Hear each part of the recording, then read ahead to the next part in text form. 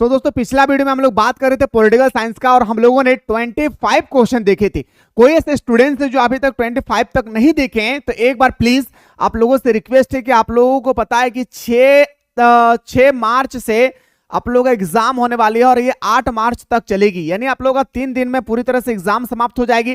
तो जो भी स्टूडेंट्स ने अभी तक हमारे सेट नंबर 1 को नहीं देखे हैं तो मेरे शेर सरनियों प्लेलिस्ट में जाकर आप अच्छी तरह से देख सकते हैं।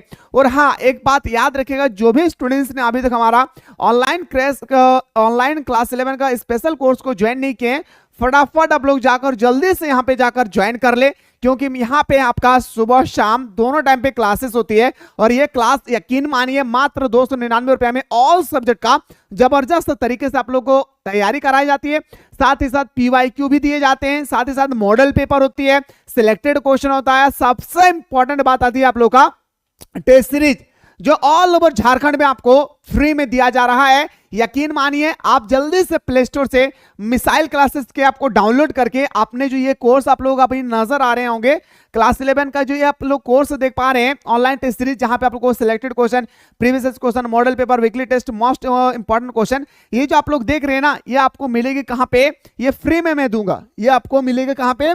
फ्री में मिलेगी। कहां पे? तो यहाँ पे आपको फ्री में दिया जाएगा जबरदस्त तरीके से। ये आप लोगों के सामने ये सुनहरा ऑफर है, तो जाएं इसको ज्वाइन करें और आनंद ले हमारे साथ ऑनलाइन क्लास में सुबह और शाम दोनों टाइम पे। क्लास को ज्वाइन करने में कोई भी दिक्कत होगी नीचे व्हाट्सएप नंबर दिया गया, इस व्हाट्सएप नंबर पे व्हाट्सएप कीजिएगा, हमारी टीम हाँ बैठकर आपको इंतजार कर रही है कि कब आप व्हाट्सएप करेंगे। आइए सर एक एक क्वेश्चन की बात करते हैं। भारतीय संविधान के बारे में हम लोग पढ़ चुके थे। आपके सामने पहला क्वेश्चन आपकी स्क्रीन पे, किसे नई राजनीति का पिता कहा जाता है?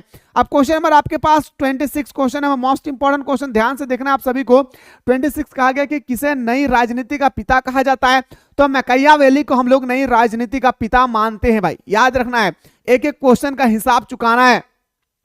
पॉलिटिक्स नामक पुस्तक के लेखक कौन है? ये जो पॉलिटिक्स और ये मेरे शेर सरनियों, ये 2025 जो आप लोग एग्जाम होने वाले 6 मार्च को, वहां पे 100% ये क्वेश्चन आप लोगों को देखने को मिलेंगे। 27 नंबर क्या कि पॉलिटिक्स के रचनाकार कौन है? हमारा अरस्तु। कौन हो जाएगी?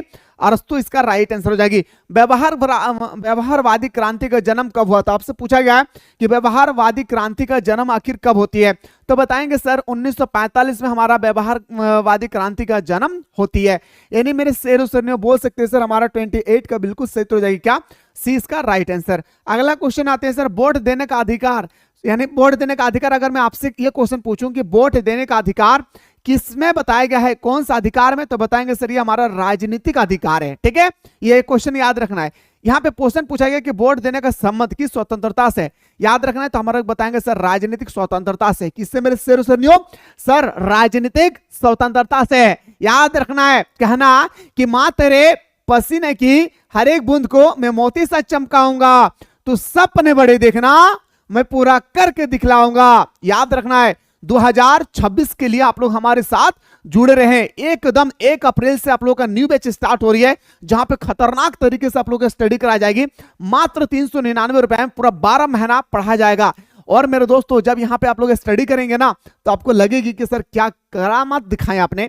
याद रखना है मेरे भाई, ठीक है। तो अगला क्वेश्चन पे आते हैं सर, ऐसी समाज की कल्पना किसने नहीं की जिसने ना वर्ग और ना राज्य हो?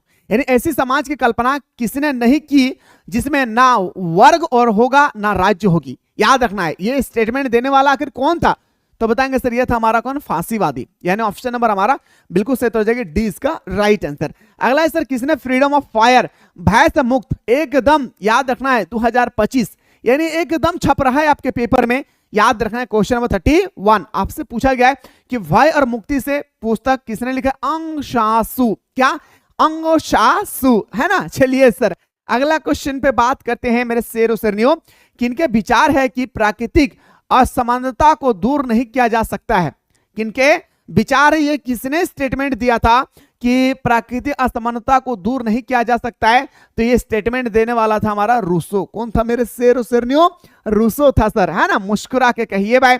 अगला क्वेश्चन है सर, किनका कथन है व्यक्ति चाहे कितनी ऊंचा को कानून के ऊपर नहीं है? मतलब यहाँ क्वेश्चन का कहने का मकसद ये कि व्यक्ति कितने भी ऊंचे स्थान पर उड़ना क्यों ना शुरू कर दे। क्या? व्यक्ति कितने भी ऊंचे स्थान पर उड़ना शुरू क्यों ना कर दे, लेकिन याद रखिएगा ये कानून से ऊपर नहीं है। ये स्टेटमेंट देने वाला कौन था? ये स्टेटमेंट देने वाला हमारा था, याद रखना, कोक। क्या बताएंगे मेरे शेर और शेरनियों? कोक इसका राइट आंसर हो जाएगी।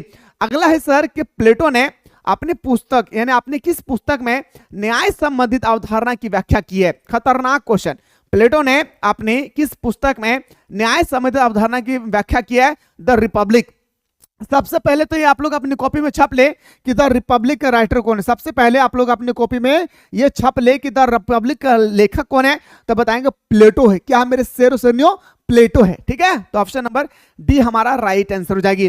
अगला क्वेश्चन पे आते हैं सर, क्वेश्चन नंबर 35 है कि सिद्धांत के अनुसार वर्ग विहीन समाज में ही न्याय उपलब्ध हो सकती है। अच्छा, कौन से सिद्धांत के अनुसार ये बताया गया है? तो बताएंगे मेरे शेर और शेरनियों, ये बताएगा मार्क्सवादी। किसमें बताएंगे सर? ये हमारा बताया गया था मार्क्सवादी समाज में, यानी ऑप्शन नंबर हमारा सी इसका राइट आंसर हो जाएगी। अगला क्वेश्चन पे बात करते हैं कि अधिकारों की सुरक्षा के लिए कौन सा तत्व सर्वाधिक महत्वपूर्ण है? अधिकारों की सुरक्षा के लिए कौन सा ऐसा तत्व है जो सबसे महत्वपूर्ण है?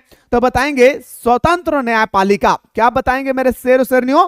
सर बताएंगे स्वतंत्र न्यायपालिका। एक बार मुस्कुरा कर सारा बंदा कहे क्या सर? स्वतंत्र न्यायपालिका। यानी मेरे शेर और शेरनियों ये क्वेश्चन हमारे अकॉर्डिंग मोस्ट इंपॉर्टेंट है, जो आपके पेपर में बिल्कुल आने की संभावनाएं है।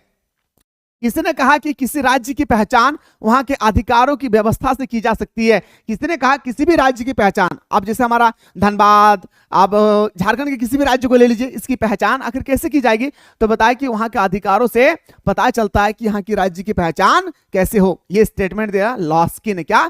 लास्की चाचा ने दिया था। यानी ऑप्शन नंबर हमारा बिल्कुल सही हो जाएगी, B is the right answer. अगला क्वेश्चन पे आते हैं सर, इनमें कौन जीवन, स्वतंत्रता तथा संपत्ति से संबंधित तीन अधिकारों को प्राकृतिक अधिकार के रूप में माना है?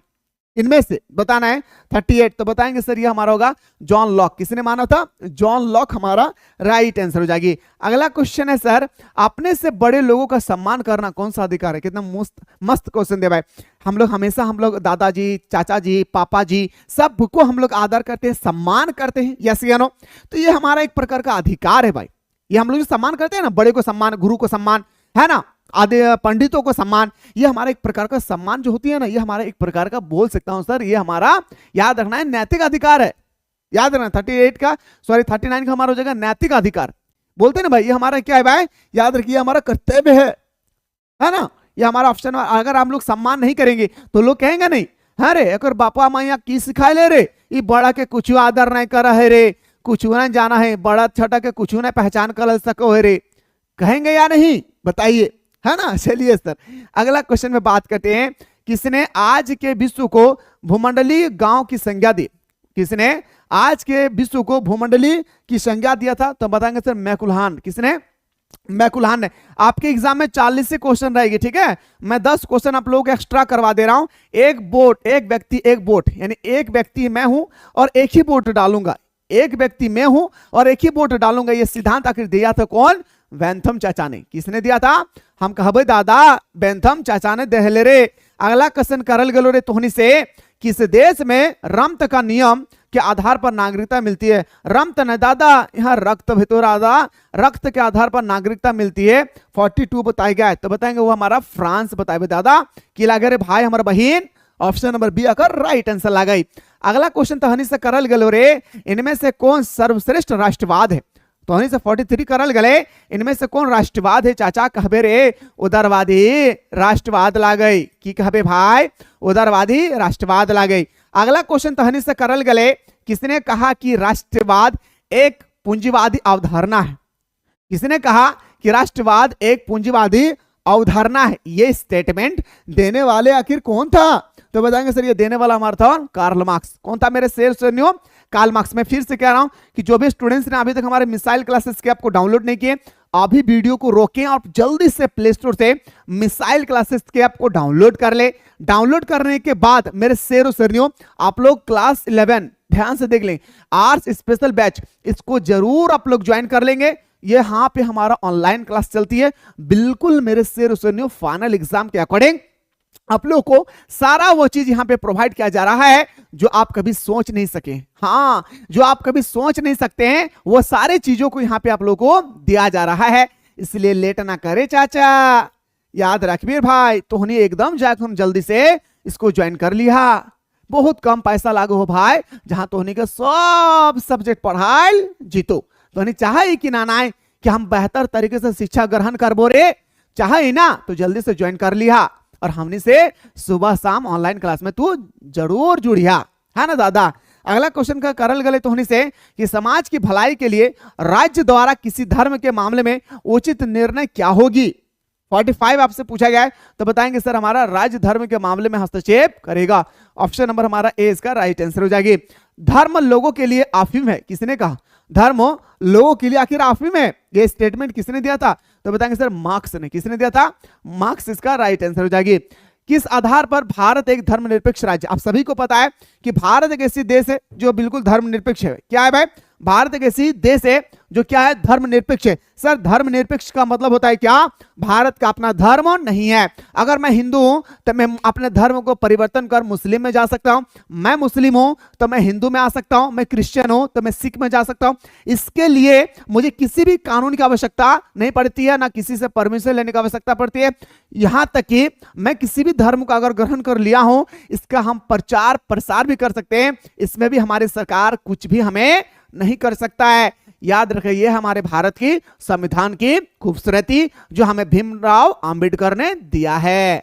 याद रखिएगा किस आधार पर भारत एक धर्मनिरपेक्ष हमारा राज्य। 47 तो बताएंगे सर हमारे भारत में धर्म के आधार पर भेदभाव नहीं किया जाता है। ऑप्शन नंबर डी हमारा सही हो जाएगी। किस देश के संविधान को शांति संविधान कहा जाता है, कितना सुंदर क्वेश्चन दिया है। कौन सा ऐसा देश है जिस देश के संविधान को शांति संविधान कहते हैं, जापान। लेकिन सबसे बड़ा संविधान दुनिया का, भारत हमारा दुनिया का सबसे बड़ा संविधान है। इनमें से कौन शांति उपदेशक है, आपको बताना है 49 में इनमें से कौन शांति उपदेशक है, तो बताएंगे सर हमारा महात्मा गांधी। क्या हो जाएगी मेरे भाई, महात्मा गांधी। ओके आइए सर अगला क्वेश्चन पे बात करते हैं। सबसे पहले किसने राजनीतिक विकास के सिद्धांत का प्रतिपादन किया था, सबसे पहले किसने राजनीतिक सिद्धांत के, याद रखना है, विकास के प्रतिपादन किया था, तो बताएंगे सर हमारा याद CH डॉड। ऑप्शन नंबर हमारा बिल्कुल सही हो जाएगा रे भाई, कौन हो जाएगा मेरे भाई डी। तो अभी तक जो भी स्टूडेंट्स ने हमारा सेट नंबर 1 नहीं देखे तो पहले आप लोग सेट 1 को देख लें और उसके बाद सेट 2 को देखें तो मजा आ जाएगी। फिलहाल हम लोग बात करते हैं नेक्स्ट वीडियो में।